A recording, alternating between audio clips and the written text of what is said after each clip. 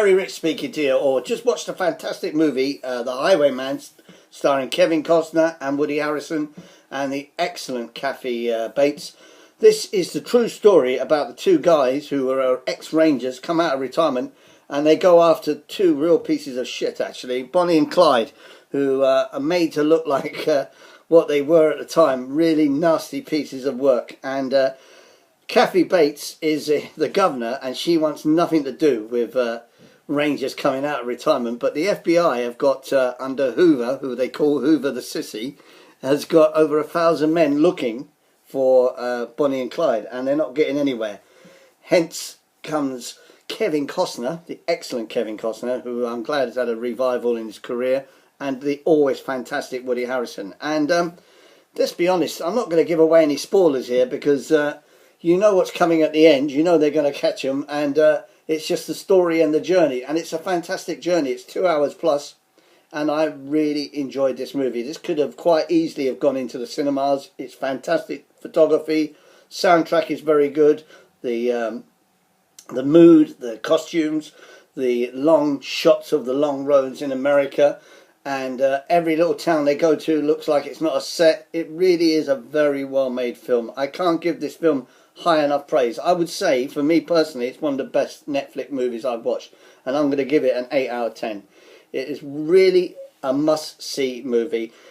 Getting back to Kevin Costner, the reason I say revival is because Kevin Costner at one stage was Hollywood. I mean, this man really had it under his hand, and of course, like everything in Hollywood, the ruthlessness of Hollywood, how they drop people when they make a bad movie like Westworld, and they just, you know, water thing, whatever he made about the water world, it just makes me laugh because he is a good actor, and Kevin Costner comes across really well in this. Woody Harrelson, excellent Woody Harrelson as I call him, it doesn't matter what he's playing, he plays the dumber one out of the two.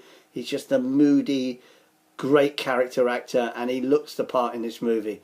Kathy Bates, who of course Oscar-winning actress, she's only in it in little snippets, but she's well worth watching. The supporting cast are good in this. I can't give this film enough praise. Whatever you do, don't miss this movie, The Highwayman. One of the best journeys you'll take so far this year. What have I been watching? I watched The Mule with Clint Eastwood. Excellent movie, fantastic movie. Great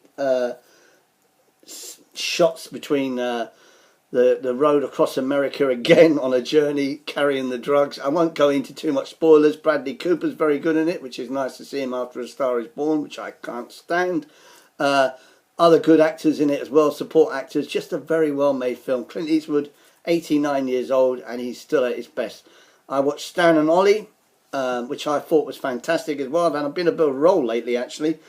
Stan and Ollie, Steve Coogan's scene around the bed when he reads a letter to him is one of the most, how can I put it? I don't want to start breaking down. It's one of the most poignant scenes I've seen in a movie for a long time. I mean, they're my heroes, Lauren Hardy, anyway. I've just finished Baptiste on BBC, which I thought was excellent, well-made drama, and I'm looking forward to what is probably the best drama written on national TV and sold all over the world, The Line of Duty, which starts this Sunday.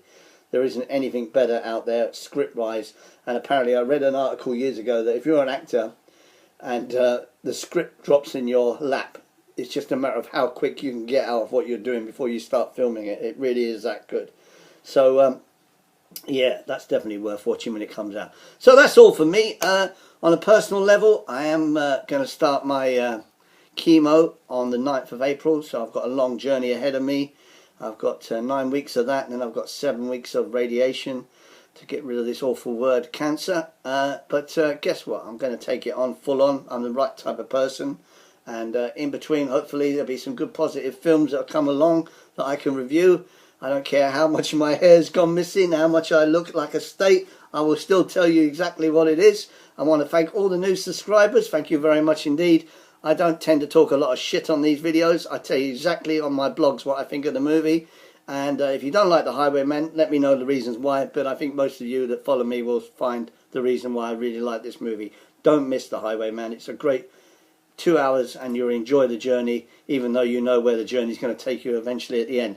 There's some live footage at the end as well, real footage of what happened. And of course what I like, which maybe it's my age now, I like to know how the history of the person after the events, and they give you the full history of all the characters as well, which I'm sure you don't need a history of Bonnie and Clyde, because trust me, they're dead. Right, so that's it from me, and anything else that comes along, I will let you know as always. And enjoy your weekend, enjoy the Highwaymen, enjoy Line of Duty, watch The Mule, do not miss Stan and Ollie, and I'll see you all again soon.